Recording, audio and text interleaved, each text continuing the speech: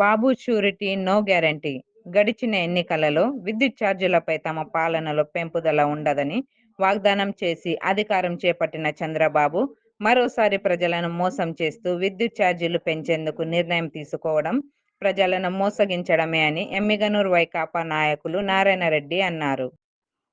స్థానిక విద్యుత్ కార్యాలయం అసిస్టెంట్ ఇంజనీర్కు స్మార్ట్ మీటర్ల ఏర్పాటు, విద్యుత్ ఛార్జీల పెంపుదలను ఉపసంహరించుకోవాలని వినతి పత్రం అందజేశారు. ఈ సందర్భంగా నాయకులు ప్రభుత్వ మోసపూరిత వాగ్దానాలపై నినాదాలు చేశారు.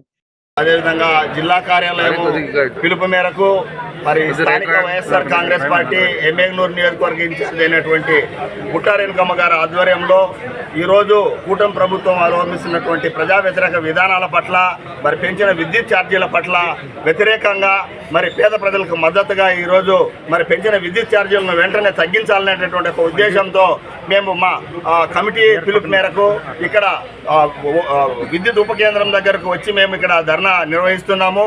ఇప్పుడు ముఖ్యంగా చంద్రబాబు నాయుడు గారు కూటమి ప్రభుత్వం మొత్తం పైన మరి వచ్చిన 6 నెలలు అయితే కూడా మరి ఇంతవరకు అయింది కూడా ఇంతవరకు ఆయన చెప్పేది ఏమంటే మరి జగన్ గారి యొక్క వ్యతిరేకం విషయమే ఏదైనా కానీ మాట్లాడుతూ ఉన్నారు, కానీ ఆయన ప్రజలకు సంబంధించినటువంటి విషయాలను ఉపయోగకరమైన విషయాల గురించి దేని గురించి ఆయన మాట్లాడట్లేదు.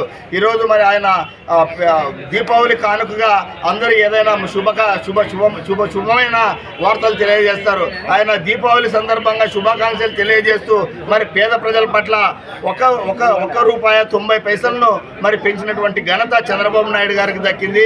అదేవిధంగా జనవరి నుంచి కూడా ₹2.60 కూడా పెంచేటటువంటి మెమోరాండం కూడా ఆయన తీసుకున్నాడు. ఈ ప్రకారంగా ప్రజా వ్యతిరేక విధానాల పట్ల చంద్రబాబు నాయుడు గారి యొక్క కూటమి ప్రభుత్వం పనిచేస్తూ ఉంది. అయ్యా, మీరు ఏదైనా చేయాలనుకుంటే మీరు ఈ ఎన్నికలకు ముందు ఇచ్చినటువంటి గ్యారంటీ ఏదైతే మీరు చెప్పారో, పథకాలు చెప్పారో వాటికి సంబంధించి మీరు ప్రజలకు మేలు చేయండి. కానీ మీరు 24 గంటలు వైఎస్ఆర్ కాంగ్రెస్ పార్టీని దేశిస్తూ జగన్మోహన్ రెడ్డి గారిని దేశిస్తూ 6 నెలల పాటుగా మరి మీరు విద్యుత్ ఛార్జీలను అదేవిధంగా అనేక ప్రజా వ్యతిరేక విధానాల పట్ల మీరు ముందుకు వెళ్తూ ఉన్నారు. మీరు ఇప్పటికే 75,000 కోట్ల రూపాయలను అప్పు చేశారు. మరి మీరు ఏమన్నారు? మేము మా ప్రభుత్వం వచ్చిన వెంటనే ఖచ్చితంగా మేము అందరికీ పెంచిన ధరలను తగ్గించి అందరికీ న్యాయం చేస్తామన్నారు. మరి పెంచిన ధరలు కాదు, ఉన్న ధరలనే మరి ఇప్పుడు ప్రజెంట్ పెంచి మీరు ఏం చేస్తూ ఉన్నారు? మీరు ఎలా చేస్తారా అంటే నాది 40 years ఇండస్ట్రీ అబోవ్ ఉంది. మరి నేను ఖచ్చితంగా సంపాదన సృష్టిస్తానన్నారు. సంపాదన సృష్టించే వ్యక్తి 6 నెలల్లో మరి 75,000 కోట్ల రూపాయలను మీరు తీసుకొని వచ్చి మరి ఈరోజు ప్రజా వ్యతిరేక విధానాల పట్ల మీరు ముందుకు వెళ్తూ ఉన్నారు. కాబట్టి వీటన్నిటికీ వ్యతిరేకంగా మేము పుట్టారేణుకమ్మ గారి నాయకత్వంలో మేము ఈరోజు ముట్టడి చేశాము ఈ యొక్క కార్యాలయాన్ని. దీనికి సంబంధించినటువంటి వచ్చినటువంటి పెద్దలకు అందరికీ హృదయపూర్వకమైన ధన్యవాదాలు తెలియజేస్తున్నాము. ఇప్పుడు మన నందవరం మండలం నుంచి నారాయణ రెడ్డి అన్న గారు మాట్లాడారు. ఛార్జీలను వెంటనే తగ్గించాలని ఈరోజు ఎమ్మిగనూరు సబ్ స్టేషన్ దగ్గర ధర్నా చేస్తున్నాము. ముఖ్యంగా ఇంకొక విషయం ఏమంటే రేపటి నుంచి స్మార్ట్ మీటర్లు పెట్టి ఫోన్ రీఛార్జ్ చేసుకున్నట్టు చేసుకోమంటున్నారు. ఇప్పుడే పంటలు లేక మిరపకి గిట్టుబాటు ధర లేక రైతులు చాలా కష్టాల్లో ఉన్నారు.